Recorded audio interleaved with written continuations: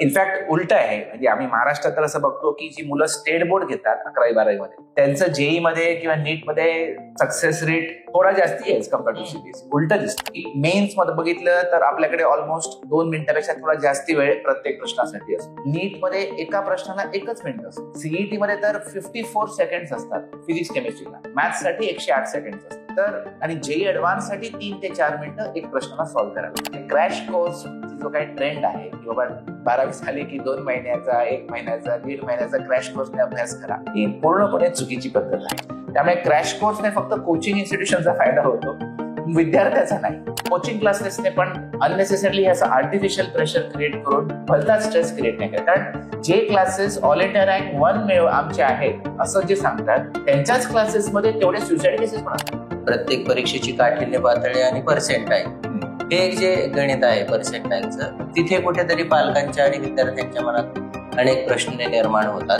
तर त्या पर्सेंटाईलच्या संदर्भात तुम्ही काय सांगाल? कारण पर्सेंटाईलचा फॉर्म्युला असा आहे की किती विद्यार्थी माझ्यापेक्षा मागे आहेत, divided by total number of students multiplied by 100.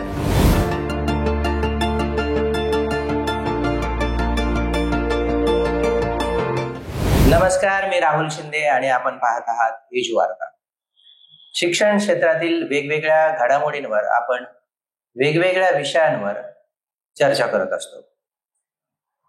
एका गंभीर विषयावर आज आपण चर्चा करणार आहोत. स्पर्धा परीक्षा आणि विद्यार्थी यांचं एक अतूट नातं आता जोडलं गेलेलं आहे. इयत्ता 12वीच्या गुणांना जेवढं महत्व नाही, तेवढं सीईटी परीक्षांना महत्व प्राप्त झालेलं आहे. त्यामुळे या परीक्षांचा अभ्यास कसा करायचा, या परीक्षांना आलेलं महत्व आणि यांची तयारी याबाबत आपण आज एका मान्यवर व्यक्तींशी संवाद साधणार आहोत.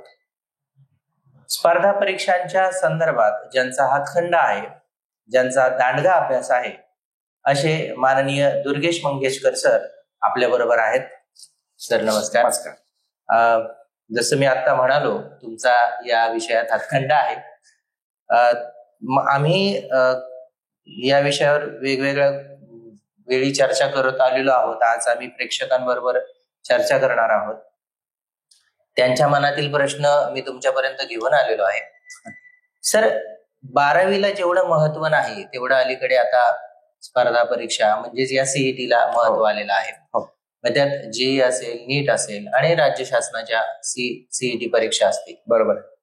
तर या परीक्षांची तयारी ही विद्यार्थी परीक्षा काही महिने जवळ आल्यानंतर करतात. प्रत्यक्षात या परीक्षांच्या तयारीला सुरुवात केव्हा व्हायला हवी असं तुम्हाला वाटतं? नाही, आता जर तुम्ही जेई नीट या 2 परीक्षा ज्या राष्ट्रीय पातळीवरती घेतल्या जातात, जेई ही इंजिनिअरिंगसाठी असते, नीट ही मेडिकल आणि पॅरामेडिकल कोर्सेससाठी असते आणि MHTCT वेगळ्या वेगळ्या कोर्सेससाठी असतात. तर या सगळ्या परीक्षांमध्ये खूप मोठा सिलेबस आहे. आणि जर तुम्ही जेईचं जर बघितलं तर 110 चॅप्टर्स आहेत फिजिक्स, केमिस्ट्री, मॅथमॅटिक्स मध्ये मिळून. त्याचबरोबर नीटची परीक्षा 100 पेक्षा जास्ती चॅप्टर्सची आहे. MHTCT इंजिनिअरिंग ही परीक्षा जी आहे त्याला ऑलमोस्ट 80 चॅप्टर्स आहेत. तर एवढा अफाट सिलेबस असताना मिनिमम 2 वर्ष मुलाने 11वी-12वीचे अखंड 2 वर्ष या अभ्यासासाठी द्यायला पाहिजे. कारण हा नुसता अभ्यासक्रम कव्हर करण्यापुरतं हा विषय नाही आहे. त्यांना त्याच्यामध्ये एक प्रभुत्व मिळवावं लागतं, प्रॉब्लेम सॉल्व्हिंग अबिलिटी डेव्हलप करावी लागते. आणि नुसती प्रॉब्लेम सॉल्व्हिंग अबिलिटी पण नाही की बाबा एक प्रश्न आहे, मला हा सॉल्व्ह करता येतो, पण तुला किती वेळात सॉल्व्ह करता येतो. It's time bound. पण हा काळाचा पण हा खूप महत्वाचा पॉइंट आहे की त्यात 2 मिनिटामध्ये 1 मिनिटामध्ये तुम्हाला तो प्रश्न सोडवता यायला पाहिजे. कारण जेई मेन्स मध्ये बघितलं तर आपल्याकडे ऑलमोस्ट 2 मिनिटापेक्षा थोडा जास्ती वेळ प्रत्येक प्रश्नासाठी असतो. नीट मध्ये एका प्रश्नाला 1 मिनिट असतो. सीईटी मध्ये तर 54 सेकंड असतात फिजिक्स केमिस्ट्रीला. मॅथ्स साठी 108 सेकंड असतात. तर आणि जेई ऍडव्हान्स साठी 3 ते 4 मिनिटं एक प्रश्नाला सॉल्व्ह करायला असतात. त्यामुळे नुसतं सिद्धांत समजून होत नाही, सिद्धांतांना अप्लाय करण्याची क्षमता पाहिजे, म्हणजे प्रॉब्लेम सॉल्व्हिंग अबिलिटी, आणि ते पण त्या सीमित वेळेत. त्यामुळे त्याच्यासाठी मिनिमम 2 वर्षाचा कालावधी लागतो. कारण 10वी पर्यंत मुलांना त्याचा काही सराव नसतो. म्हणजे मी असं नाही म्हणणार की 10वी पर्यंत फक्त घोगमपट्टी आहे, पण जे काही अंडरस्टँडिंग अपेक्षित असतं 10वी बोर्ड पर्यंत, कुठल्याही बोर्डमध्ये असो, सीबीएसई असो, स्टेट बोर्ड असो, आयसीएसई, ते काय लिमिटेड लेवलपर्यंत असतं, सीमित लेवलपर्यंत असतं. पण जेई किंवा नीट किंवा सीईटी मध्ये आपल्याला थोडा अजून सखोल अभ्यास करणं अपेक्षित असतं. म्हणून 2 वर्ष तर मिनिमम पाहिजे. क्रॅश कोर्स ची जो काही ट्रेंड आहे की बाबा 12वी झाली की 2 महिन्याचा, 1 महिन्याचा, 1.5 महिन्याचा क्रॅश कोर्सने अभ्यास करा, ही पूर्णपणे चुकीची पद्धत आहे. मी त्याकडेच येणार होतो की आता परीक्षा झाल्या की वेगवेगळे इन्स्टिट्यूट आम्ही तुमची तयारी करून देतो, क्रॅश कोर्स आहे, एवढ्या हजाराचा आहे, तेवढ्या लाखाचा आहे, आणि मग पालक विद्यार्थी ऐनवेळी येतात आणि मग आपल्याला कमी वेळ राहिला आणि मग क्रॅश कोर्स कडे जावा असा त्यांचा आग्रह असतो. बरोबर. तुम्ही काय सुचवाल की 1 वर्ष त्यांनी लेट जावं पण पूर्ण तयारीने उतरावं? हे क्रॅश कोर्सच्या संदर्भात काय दिशाभूल होते? बघा, म्हणजे जर ज्या विद्यार्थ्यांनी 2 वर्ष मेहनत केलेली आहे, एका सर्टन कोचिंगच्या प्रणालीने किंवा सर्टन पद्धतीने अभ्यास केलेला आहे, आणि तिथे त्यांना काही गोष्टी वीक राहिल्या, त्यांना तिथे काही अजून काही रिइन्फोर्समेंट पाहिजे, त्यांना त्याच्यामध्ये काही व्हॅलिडेशन पाहिजे, मग अशा वेळेला असा विद्यार्थी जर कुठला क्रॅश कोर्स करत असेल की मला या चॅप्टरमध्ये अडचण आहे फक्त, म्हणून मला थोडासा तिथे मदत पाहिजे, किंवा मी टेस्ट सिरीज मध्ये वीक आहे तर मला टेस्ट स्ट्रॅटेजीसाठी काहीतरी पाहिजे, तर तेवढ्यासाठी क्रॅश कोर्स ठीक आहे, ज्यांनी ऑलरेडी 2 वर्षाचा अभ्यास केला किंवा मिनिमम 1.5 वर्षाचा अभ्यास त्यांनी 11वी 12वी मध्ये केला असेल आणि काही गोष्टी त्याला कमतरता वाटत असेल म्हणून ते त्याची पूर्तता करण्यासाठी तो क्रॅश कोर्स करत असेल तर क्रॅश कोर्सचा रेलेव्हन्स आहे. पण मी 11वी मध्ये 11वीचाच अभ्यास केला, 12वी मध्ये 12वी बोर्डाचाच अभ्यास केला आणि सीईटी किंवा जेई मेन्स नीटचा काहीच अभ्यास केलेला नाही, आणि आता मी कुठेतरी एका क्रॅश कोर्सने कुठेतरी जादूच्या छडीसारखं मला अपेक्षा आहे की बाबा आता मला सडनली मला मार्क मिळतील, तर तसं होत नाही. हे पूर्णपणे चुकीचं आहे. आणि जर कोण असं सांगत असेल की आम्ही हे करून घेऊ, तर तेही म्हणजे फसवी भावना आहे, हे चुकीचं आहे. याच्याने फसवणूक होऊ शकते. आणि आम्ही बघितलेलं आहे की अत्यंत प्रज्ञावंत विद्यार्थी, ब्रिलियंटचा ब्रिलियंट विद्यार्थी, त्यालाही मिनिमम 1.5 वर्ष तरी लागतातच, आयडियली 2 वर्ष. आणि आजकाल तर तुम्हाला माहिती आहे की मुलं 3 वर्षाचं, 4 वर्षाचं, 5 वर्षाचा कोर्स 7वी पासून, 8वी पासून, 9वी पासून, 10वी पासून पण जेई नीट साठी तयारी करतात. त्यामुळे ते तर लॉंग टर्म कोर्सेस असे पण आहेत. पण मी जेवढं बघितलंय की ठीक आहे, तुम्ही 3 वर्ष, 4 वर्ष, 5 वर्ष द्यायची इच्छा नसेल, शाळेचा अभ्यास करायचा आहे, शाळेच्या बाकीच्या ऍक्टिव्हिटीज मध्ये पार्टिसिपेट करायचंय, सर्वांगीण विकासावरती तुमचं लक्ष 10वी पर्यंत तुम्हाला पाहिजे, काहीच हरकत नाही. पण अकॅडमिक डेव्हलपमेंट ही जी आहे ही 2 वर्ष तर आपल्याला द्यावीच लागतात. त्यामुळे क्रॅश कोर्सने फक्त कोचिंग इन्स्टिट्यूशनचा फायदा होतो, विद्यार्थ्याचा नाही, हे असं माझं प्रामाणिक मत आहे. ओके सर, वेगवेगळ्या वेळी आपण नीटच्या रिझल्ट नंतर चर्चा करतो की भारतातनं सर्वाधिक विद्यार्थी हे महाराष्ट्रातून नीटला बसतात. आणि नीटचा जो रिझल्ट आहे तो महाराष्ट्राचा खालून 3ऱ्या-4थ्या क्रमांकावर असतो. तर नीटच्या संदर्भातली जी महाराष्ट्रातल्या विद्यार्थ्यांची जी बसण्याची जी संख्या आहे, जी चढाओढ आहे, आणि आपल्याला कुठेतरी सिलेबस कव्हर करून आपल्याला सीट्स मिळाव्यात अशी जी अपेक्षा आहे, तर याच्यावरती तुम्ही काय सांगाल, नेमकं काय आहे? खूप चमत्कारिक आहे महाराष्ट्राचं समीकरण सगळं, म्हणजे नीटच्या बाबतीत स्पेशली. जेईच्या बाबतीत आता महाराष्ट्र बऱ्यापैकी पुढे आलेला आहे. पहिल्या 5 राज्यांमध्ये किंवा पहिल्या 4 राज्यांमध्ये महाराष्ट्राची गिनती आता होते. ते पण बऱ्याच वर्षानंतर झाला तो प्रवास. पण नीट ही परीक्षा नवीन आहे, म्हणजे साधारणपणे 2017 पासून ती ऍक्च्युअली फॉर्मलाइज झाली सुप्रीम कोर्टच्या निर्णयानंतर, ते 2016-17 पासून. त्यामुळे तसं नीट ही परीक्षा तशी महाराष्ट्रासाठी नवीनच आहे, साधारण 7-8 वर्ष झाली. तर तुम्ही जसं म्हणालात तसं राहुल, की असंच आहे की बसणारी संख्या खूप मोठी आहे. ऑलमोस्ट 2.25 लाख मुलं महाराष्ट्राची नीटच्या परीक्षेला बसतात, आणि देशभरातून ऑलमोस्ट एक 25 लाखाच्या आसपास आकडा गेलेला आहे. यावर्षी तो अजूनही वाढणार आहे 2025ला. तर ऑलमोस्ट 10% म्हणायला हरकत नाही, पूर्ण देशभरातली जी मुलं जी नीट बसतात ती महाराष्ट्राचीच असतात. पण 40 ते 45% मुलं नीटच्या परीक्षेत फेल होतात. आणि तो आधी आकडा 60% होता, तो आता कुठेतरी 40-45% पर्यंत. त्यामुळे तशा सुधारणा झाली असं म्हणायला पाहिजे, पण तरी 40-45% मुलं फेल होतात. आणि फेल होणं खरं म्हणजे अवघड आहे नीट परीक्षेमध्ये, कारण 720 मार्कापैकी तुम्हाला जेमतेम 150 मार्क लागतात पास व्हायला. 150ही पडत नाही, 150ही पडत नाहीत. आणि म्हणजे आता तुम्ही 40-45% म्हटलं तर ऑलमोस्ट लाखभर पेक्षा जास्त मुलं झाली. म्हणजे 1,00,000पेक्षा जास्ती मुलं, त्यांना 150 मार्कही पडत नाहीत 720 पैकी. म्हणजे त्यांना परीक्षा देण्याचा अवेअरनेस आहे. फॉर्म भरतात, परीक्षेला नाव नोंदवतात, परीक्षेला बसतात, पण मार्क मिळत नाही. त्याचं कारण परत हेच आहे की कुठेतरी त्यांना त्या क्रॅश कोर्सची जादू वाटते, किंवा त्यांना असं वाटतं की 11वी-12वी मध्ये पण अभ्यास कसा आहे, त्याच्यामध्ये पण एक वेगळी फसवणूक होते. काही मुलं म्हणतात मी 2 वर्षाचा अभ्यास करतोय नीटचा, पण काय करतात, सोमवार ते शनिवार किंवा आठवड्यातून मेजॉरिटी टाइम तो 11वीचाच क्लास केलेला असतो किंवा 12वीचाच क्लास केलेला असतो. फक्त रविवारी मग नीटचा अभ्यास होतो म्हणे आमच्या क्लासमध्ये. म्हणजे काहीतरी नावापुरतं काहीतरी फक्त नीटचं काहीतरी करायचं, मग नीट होईल असं अपेक्षा ठेवायची, आणि तसं होत नाही. त्याच्याने फसवणूक होते. जेई किंवा नीटसाठी तुम्हाला सलग दररोज नीटचा अभ्यास किंवा जेईचा अभ्यास करावा लागतो, तरच मग तुम्हाला 2 वर्षामध्ये अभ्यास करून यश मिळू शकतं. त्यामुळे तिथे पण क्रॅश कोर्सवरती आपण अवलंबून राहतो, आणि हीच एक भाबडी आपली एक काय म्हणतात त्याला अपेक्षा असते की 2 महिन्याचा आपण क्रॅश कोर्स करू, किंवा 2 वर्ष पण आपण जे अभ्यास करू 11वी-12वी मध्ये, तर तेव्हा आपण फक्त रविवारी अभ्यास करू, आठवड्यातून 1 दिवस जरी नीटचा दिला तरी पण नीटचा अभ्यास होतो. शेवटी सिलेबस तोच आहे.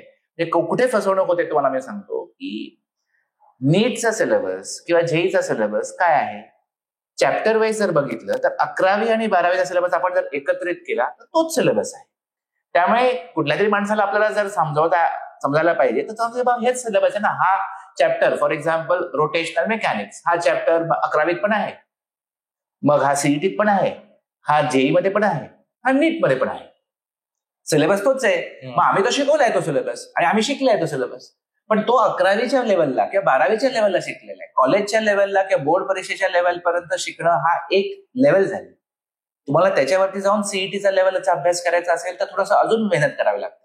तुम्हाला नीटसाठी तयारी करायची तर अजून त्या सखोलात अभ्यास करावा लागतो, आणि जेई मेनसाठी अजून डीपली द्यावं लागतं, आणि ऍडव्हान्ससाठी अजून डीपली द्यावं लागतं. त्यामुळे त्याच चॅप्टरमध्ये किती खोलात शिरायचं त्याला लेवल्स आहेत. त्यामुळे तुम्ही कुठल्या लेवलपर्यंत शिकताय त्या बेसिसवरती तुम्हाला पुढे यश मिळेल की न मिळेल हे ठरतं.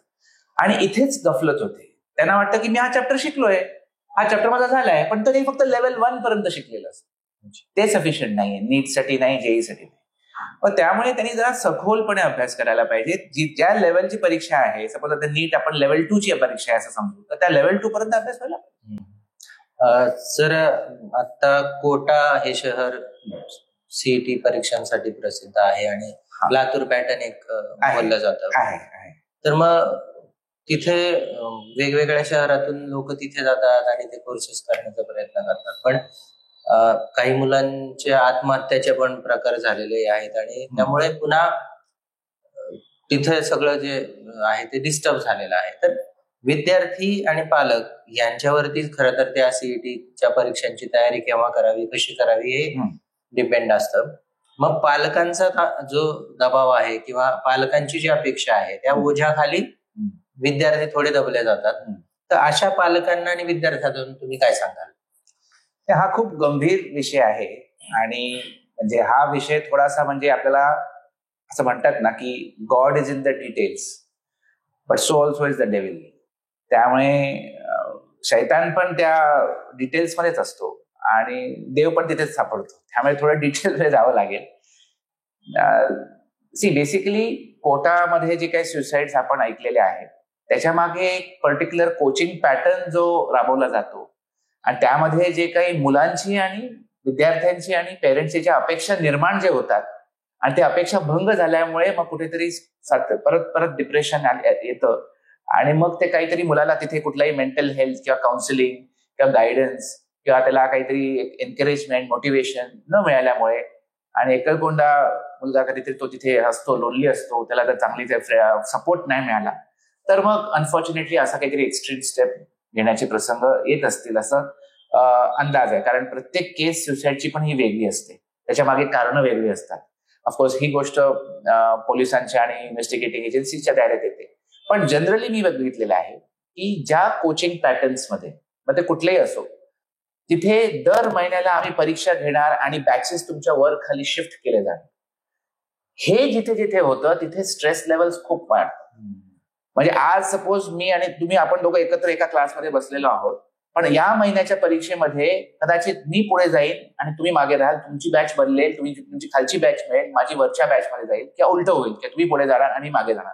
आणि जर प्रत्येक वेळेला कम्पॅरिझन होत असेल आणि प्रत्येक वेळेला माझ्या बॅचेस बदलत असतील, शफल होत असतील, तर मला नेहमी ते प्रेशर राहतं की ती बॅच मेंटेन करण्यासाठी. आणि जर नाही झालं, माझ्या मेहनत करून पण नाही झालं, तर मग मला माझ्यावरती जो काही मानसिक आघात होतो, मला मदत करायला तेव्हा कोण नसतं, काउन्सिलिंग करायला वगैरे. आणि ह्या प्रकारचं जे बॅच शिफ्टिंग आहे त्याच्या विरुद्ध कोचिंग क्लासेसच्या गाईडलाईन्स गेल्या वर्षी गव्हर्नमेंटने इश्यू केल्या होत्या केंद्र सरकारने, की अशा प्रकारच्या बॅच शफलिंग करू नये. पण हे फक्त गाईडलाईन्स होत्या, ते अजून अंमलबजावणी त्याची झालेली नाही. ते जोपर्यंत एक कोचिंग क्लासेस रेग्युलेशन ऍक्ट होत नाही तोपर्यंत कदाचित तसं होणार नाही. त्यामुळे अजूनपर्यंत बऱ्याच राज्यांमध्ये अजून कुठला कोचिंग क्लासेस रेग्युलेशन ऍक्ट नाही. तर ते जेव्हा तेव्हा होईल, आणि तेव्हा मात्र हे अशा प्रकारचे आर्टिफिशियली क्रिएटेड कॉम्पिटिशन कोचिंगच्या थ्रू जी होती ती स्टॉप करायला पाहिजे. पहिले 15 महिने 16 महिने तरी अशा प्रकारचं बॅच शफलिंग करू नये 2 वर्षाच्या कोर्समध्ये, असं माझं ठाम मत आहे. इव्हन आम्ही पण एक संस्था चालवतो, तिथे आम्ही अशा प्रकारचे बॅच शफलिंग करत. आता शेवटी कॉम्पिटिशन आहे, स्पर्धा आहे, तिथे पण तुम्हाला शेवटी कुठेतरी तुम्ही IIT जाणार, कोण बिट्स मध्ये जाणार, कोण NIT जाणार, अशा प्रकारचं सेगमेंटेशन होणार. प्रत्येकाला वेगवेगळ्या रँकिंग श्रेणीमध्ये अरेंज केले जाणार, पर्सेंटाईल्स वेगवेगळे असणार. म्हणून शेवटचे 6-7 महिने मात्र तुम्ही ज्या मुलगा मॅच्युअर्ड होतो, सीझन होतो, त्याला समजतंय कॉम्पिटिशन काय आहे, अभ्यासक्रम किती अफाट, तेव्हा मग त्यांना तुम्ही वर खाली करताय बॅचेस मध्ये, तर ते ठीक आहे. पण पहिल्या दिवसापासून जेव्हा मुलगा कोचिंगला जातो तेव्हापासून त्याला वर खाली जेव्हा केलं जातं, प्रचंड स्ट्रेस होता. पेरेंट पण तेच विचारतो, तू कुठल्या बॅचला आहे, तू टॉप बॅचला आहेस का, तू मिडल बॅचला आहे, खालच्या बॅचला आहे. आणि मग त्याप्रमाणे लेबलिंग केलं जातं. मग काही मुलं त्यांना टॉन्ट मारतात, मग त्यांना ते असंही होतं कुठेतरी. मग या सगळ्याच्या मागचं कुठेतरी कारण हे पण आहे, अजून पण अनेक कारण असू शकतात, पण त्याच्यापैकी हे एक मेजर कारण आहे. आणि त्यामुळे तिथे तो प्रॉब्लेम कोचिंगच्या लेवलला सॉल्व्ह व्हायला पाहिजे. आणि मला तरी असं वाटतं की जर एक व्यवस्थित प्रॉपर रेग्युलेशन चे टर्म्स डिफाईन केलेलं कोचिंग क्लासेस रेग्युलेशन ऍक्ट जर आलं, तर कोचिंग क्लासेसना पण एक क्लॅरिटी मिळेल, एक रोडमॅप मिळेल की बाबा हे नियम आहेत आणि हे अलाउड आहे, हे अलाउड नाही. आणि मग त्याप्रमाणे मग एक स्ट्रेस फ्री वातावरण क्रिएट करण्याची जबाबदारी पण कुठे ना कुठे कोचिंग क्लासेसची असते. आणि पेरेंट्सने पण ह्या अति अपेक्षा ठेवू नये, कारण आम्ही हे बघितलेलं आहे की JEE आणि नीट किंवा CET या अभ्यासक्रमामध्ये काय होतं की तुम्ही आज अभ्यास केला ना तर लगेच परीक्षेमध्ये मार्क नाही मिळत. शाळेच्या कुठल्याही परीक्षेमध्ये कसं असतं की बाबा त्याला मार्क मिळाले म्हणजे त्यांनी अभ्यास केलाय, आणि जर मार्क नाही मिळाले म्हणजे आपण हे कन्क्लूड करू शकतो की त्यांनी अभ्यास केलेला नाही. पण JEE आणि नीटच्या परीक्षेच्या अभ्यासामध्ये असं होत नाही, हे पेरेंट्सने समजायला पाहिजे. अभ्यास करूनही बऱ्याच वेळेला मार्क मिळत नाही. त्याचं कारण असं आहे की या स्पर्धा परीक्षांमध्ये जे मार्क मिळतात मुलांना, किती मार्क मिळतो, JEE मध्ये असो, नीट मध्ये असो, CET मध्ये असो, तर त्याचे 60% मार्क नॉलेजमुळे असतात.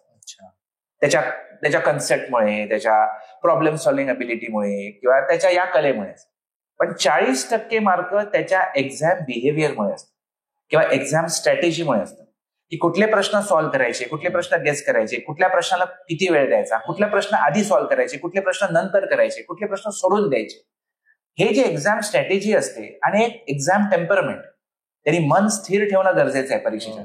बऱ्याच वेळेला सगळं काही माहिती असूनही मुलगा किंवा मुलगी खूप टेन्शन मध्ये येतात, नर्वस ब्रेकडाऊन होतो, आणि ज्या मुलाला एक 70-80% मार्क मिळत होते तो 20% आणि 30%च मार्क मिळायचे, आणि that is only because of nervous breakdown. त्यामुळे हे एक्झाम बिहेवियर आपण ह्याला म्हणू की एक्झाम स्ट्रॅटेजी, एक्झाम टेम्परमेंट, या सगळ्या गोष्टी एक्झाम बिहेवियर मध्ये येतात. ते 40% कंपोनंट, आणि ते विद्यार्थ्याचं सुरुवातीला डेव्हलप झालेलं नसतं. त्याला डेव्हलप व्हायला मिनिमम 15-16 महिने लागतात.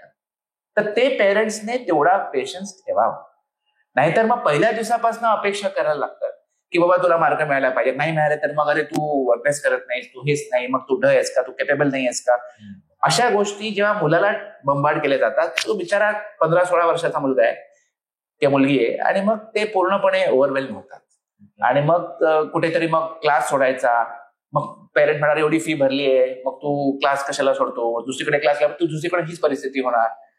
अशा वेगळ्या वेगळ्या चक्रव्यूहात मुलं फसतात, आणि मग हे डिप्रेशन आणि ह्या सगळ्या गोष्टी, स्ट्रेस लेवल्स वाढवण्याचं प्रमाण होतं. म्हणजे पेरेंट्सने पण थोडं समंजसपणे घ्यावं, समजून घ्यावं की हा वेगळा प्रकारचा कार्यक्रम असतो JEE नीटचा, तेवढा वेळ मुलाला द्यावा इम्प्रुव्हमेंटसाठी, आणि त्याचबरोबर कोचिंग क्लासेसने पण अननेसेसरली असं आर्टिफिशियल प्रेशर क्रिएट करून भलता स्ट्रेस क्रिएट नाही करत. कारण जे क्लासेस ऑल इंडिया रँक 1 आमचे आहेत असं जे सांगतात त्यांच्याच क्लासेसमध्ये तेवढे सुसाईड केसेस पण असतात. तर मग हे नाही व्हायला पाहिजे. आणि मला असं वाटतं की तेवढं प्रेशर देण्याची गरज नाही.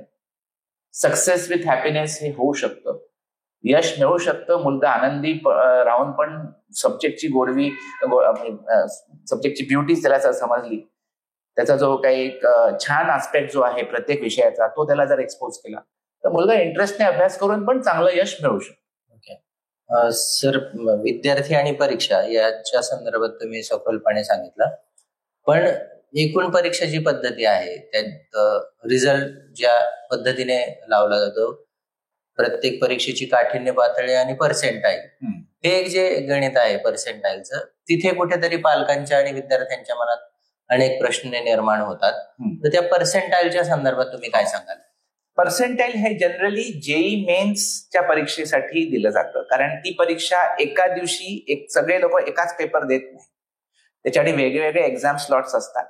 ऑलमोस्ट एक 15-16 एक्झाम स्लॉट्स असतात आणि त्या प्रत्येक एक्झाम स्लॉटला, फॉर एक्झाम्पल आजच्या दिवसाच्या सकाळच्या स्लॉटला सकाळी 10 ते 1 परीक्षा असेल, साधारण लाखभर मुलं दिसतील देशभर, त्यांना एक क्वेश्चन पेपर येणार. आजच दुपारच्या स्लॉटला वेगळा क्वेश्चन पेपर येणार, तिथे अजून वेगळे 1 लाख मुलं बसतील. परत उद्याच्या सकाळच्या स्लॉटला वेगळे मुलं असतील. त्यामुळे हे जे मुलं साधारण 16 लाख मुलं जेई मेन्स देतात त्यांना एक अशा 15-16 स्लॉट्स मध्ये डिवाइड केलं जातं.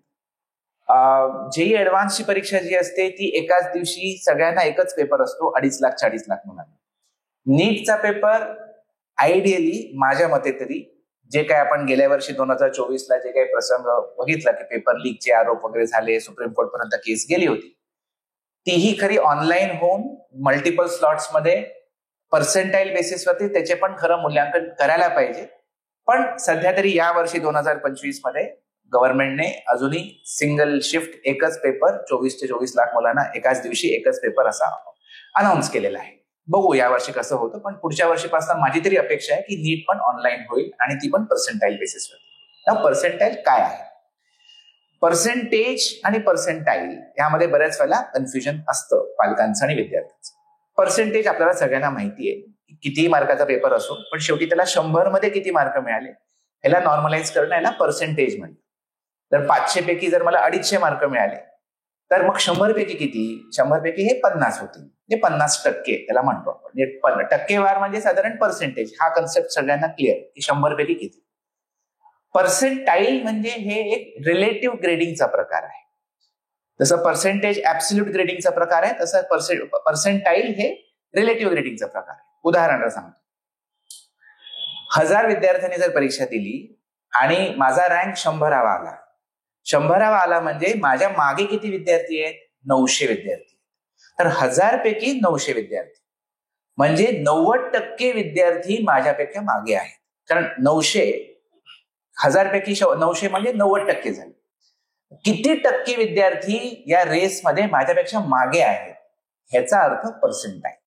सो सपोज माझा 1000 विद्यार्थ्यांपैकी 100वा रँक आला म्हणजे 900 मुलं माझ्यापेक्षा मागे आहेत, तर माझं पर्सेंटाईल किती होणार? 90 पर्सेंटाईल. म्हणजे पर्सेंटाईल हे दर्शवतं की स्पर्धामध्ये जेवढे विद्यार्थी बसले आणि माझा रँक जो काय असेल, माझ्या मागे किती पर्सेंटेज मुलं आहेत.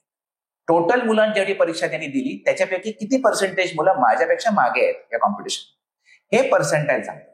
फॉर एक्झाम्पल आता 1000 पैकी जर माझा रँक 1000च आला म्हणजे माझ्या मागे कोण नाहीये, मी सर्वात खाली, माझ्या मागे किती मुलं आहेत? 0.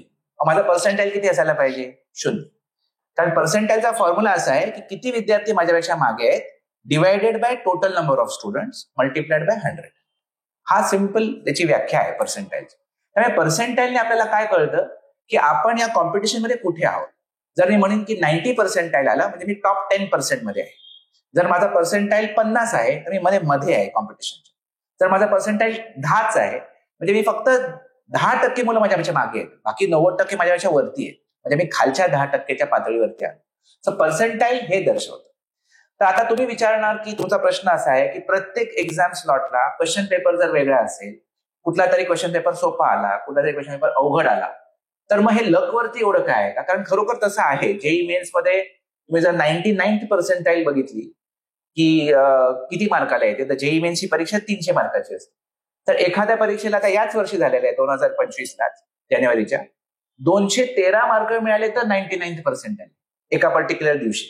आणि अजून एका कुठल्या तरी दिवशी 153 मार्क मिळाल्याने पण 99 पर्सेंटाईल मिळाले. तर एवढी तफावत आहे. मग तुम्ही म्हणाल की हे तर अन्यायकारी आहे, ही सिस्टम बरोबर नाहीये. तर मी तसं नाही मानत. मला असं वाटतं की ही फेअर सिस्टम आहे. त्याचं कारण असं की सपोज मी एका एक्झामच्या दिवशी बसलो ज्या पेपर सोपा होता. पेपर सोपा होता असं सगळ्यांना मार्क चांगले मिळाले. त्यामुळे 99 पर्सेंटाईल म्हणजे त्या स्लॉटमध्ये बसलेल्या विद्यार्थ्यांपैकी टॉप 1% मध्ये येण्यासाठी 99 पर्सेंटाईल म्हणजे टॉप 1% मध्ये येणं. तर 99 पर्सेंटाईल मिळाला 213 मार्क लागत होते कारण सगळ्यांना चांगले मार्क. आणि दुसऱ्या कुठल्या तरी तुम्ही सपोज एक्झाम्पल दुसऱ्या कुठल्या तरी स्लॉटला बसला होता, त्यामध्ये पेपर अवघड आला, त्यामुळे तिथे 99 पर्सेंटाईल मिळाला, तुम्हाला 153 मार्क मिळाला. तर तुम्ही म्हणाल की हे अन्यायकारक आहे. नाही आहे, कारण जर तुम्हाला सोपा पेपर तरी दिला असता, माझा पेपर दिला असता तुम्हाला, तरी तुम्हाला 213च मार्क लागले असते 99%. तर आयडिया अशी आहे, हायपोथेसिस असं आहे, ही सिस्टम फेअर का आहे, मला पेपर सोपा येऊ का अवघड असो, पण मी त्याच 1 लाख विद्यार्थ्यांबरोबर जेव्हा माझं कंपॅरिझन होतं तेव्हा माझा रिलेटिव्ह स्कोर बदलत नाही. सपोज आता 1 लाख मुलं बसलेत, माझा रँक सपोज 10,000 येणार असेल अवघड पेपरमध्ये, तर सोपा जरी पेपर केला आणि तेच 1 लाख मुलं बसले तरी माझा रँक 10,000च आहे. कारण माझा रँक बदलत नाही, माझा पर्सेंटाईल बदलत नाही. मार्क वर खाली होऊ शकतात, काठिण्य पातळी वरती खाली झाली, पण पर्सेंटाईल डज नॉट चेंज. आणि because percentile remains invariant as per the difficulty level, त्यामुळे त्यांनी हे पर्सेंटाईल सिस्टम आपण, त्यामुळे मार्कांना पर्सेंटाईल मध्ये कन्वर्ट करतात, पर्सेंटाईलला मग शेवटी ऑल इंडिया रँक मध्ये कन्वर्ट करतात. त्यामुळे पर्सेंटाईल याकरिता केला जातो जेणेकरून वेगवेगळी काठिण्य पातळी जरी असली वेगवेगळ्या स्लॉटला तरी ते नॉर्मलायझेशन होऊन जातं. तुम्हीच बघा, म्हणजे तुम्हाला आठवत असेल की तुम्ही शाळेत होता, 50 मुलं कदाचित तुमच्या शाळेच्या डिव्हिजन मध्ये असतील. जो मुलगा पहिला यायचा तो कठीण पेपरमध्ये पण पहिला यायचा, सोपा पेपर असेल तरी पण पहिला यायचा. आणि जो मुलगा मध्यम होता, ऍव्हरेज होता, तो पेपर जेव्हा अवघड होता तेव्हाही मध्येच होता आणि ऍव्हरेज होता तेव्हा सोपा होता तेव्हाही ऍव्हरेज होता. त्यामुळे ते बदलत नाही. तुम्ही त्याच मुलांबरोबर कम्पेअर केलं तर काठिण्य पातळी वरती करा कमी करा, तुमचं रिलेटिव्ह स्कोर बदलत नाही, त्यामुळे पर्सेंटाईल बदलत नाही. सर, शेवटचा प्रश्न. वेळोवेळी चर्चा केली जाते की सीबीएसई बोर्डाचा अभ्यासक्रम आणि एसएससी बोर्डाचा अभ्यासक्रम, एचएससी बोर्डाचा अभ्यासक्रम, हा अभ्यासक्रम आणि सीबीएसई बोर्डाचा अभ्यासक्रम, हा सीबीएसई बोर्डाचा अभ्यासक्रम रिलेटेड टू जेईई आणि नीटच्या संदर्भात रिलेटेड केला जातो आणि त्यामुळे सीबीएसईच्या मुलांना हे पेपर सोपे जातात, म्हणून अलीकडच्या काळात मुलं सीबीएसई बोर्डाच्या कडे वळतायत असं दिसतं. तुमचं यावरती काय निरीक्षण आहे? हे एकेकाळी थोडंफार याच्यामध्ये तथ्य होतं. म्हणजे आता बघा, स्टेट बोर्डची एक लेवल होती, सीबीएसई थोडं हायर लेवल होतं, जास्ती सिलेबस होता, पण या सगळ्या स्पर्धा परीक्षा त्याच्यापेक्षा हायर लेवलच्या. त्यामुळे जो या त्या परीक्षांसाठी तयारी करतो, खरं म्हणजे त्यांना कुठल्या बोर्डाचा तुम्ही आहात तेवढं मॅटर करत नाही. आणि थोडासा ऍडव्हान्टेज सीबीएसईच्या मुलांना, जे 10वी पर्यंत सीबीएसई त्यांनी केलेला आहे आणि जेव्हा तो 11वी-12वीचा अभ्यासक्रम सुरू करतात जेईई साठी, त्यांना पहिले 1-2 महिने सीबीएसईच्या मुलांना स्टेट बोर्डच्या मुलांपेक्षा थोडासा ऍडव्हान्टेज मिळत होतं. हे आधीची गोष्ट आहे. आताच्या काळामध्ये गेले 4-5 वर्ष मी बघितलंय की तर स्टेट बोर्डने पण करिक्युलम अपग्रेड केलाय, सीबीएसईने करिक्युलम थोडा रिड्यूस केलाय आणि आता या नवीन एज्युकेशन पॉलिसीप्रमाणे सगळ्यांना नॅशनल करिक्युलम फ्रेमवर्क बरोबर अलाइन करावं लागतंय. त्यामुळे आता जास्ती डिफरन्स सीबीएसई स्टेट बोर्डमध्ये नाही. त्यामुळे तुम्ही 10वी पर्यंत स्टेट बोर्ड केला असो किंवा सीबीएसई केला असो, पण तुम्ही जो काय अभ्यास केलाय तो समजून केला असेल, सिद्धांत व्यवस्थितपणे आत्मसात करून केला असेल तर काही फरक पडत नाही. आणि 11वी-12वी मध्ये तुम्ही कुठलं बोर्ड घ्या हा पण एक प्रश्न असतो की सीबीएसई घेण्याने ऍडव्हान्टेज आहे का स्टेट बोर्ड, तिथेही आम्हाला असं काही दिसून येत नाही. त्यामुळे शेवटी इनफॅक्ट उलट आहे. म्हणजे आम्ही महाराष्ट्रात तर असं बघतो की जी मुलं स्टेट बोर्ड घेतात 11वी-12वी मध्ये, त्यांचं जेईई मध्ये किंवा नीट मध्ये सक्सेस रेट थोडा जास्ती आहे कम्पेअर टू सीबीएसई. उलट दिसतं. अच्छा. हा, कारण शेवटी मग सगळेच ते कोचिंग जॉईन करतात आणि तिथे मग त्यांना तो अभ्यासक्रम जेईई नीटचा करावा लागतो, तो स्टेट बोर्ड किंवा सीबीएसईच्या हायरच असतो. त्यामुळे तिथे या कुठल्या बोर्डात तुम्ही आहात तेवढं मॅटर नाही करत. आणि आता सगळ्यांचं सिलेबस पण सिमिलर झालाय, 12वीचा एक्झाम पॅटर्न पण सिमिलर झालाय. मल्टिपल चॉईस क्वेश्चन्स आणि ते काय म्हणतात त्याला high order thinking questions, competency based questions, हे जे स्टेट बोर्डमध्ये पण ऍड केले आहेत, सीबीएसई मध्ये पण ऍड केले आहेत. त्यामुळे आता मला नाही वाटत की या बोर्डाचा तेवढा काही इम्पॅक्ट नाही.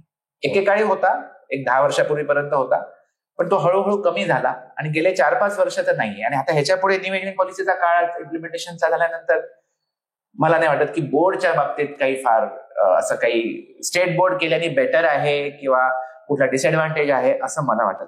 त्यामुळे तुम्ही तुमच्या विचारसरणीने कुठलंही बोर्ड घ्या आणि तुम्हाला यश मिळू शकतं या सगळ्या परीक्षा.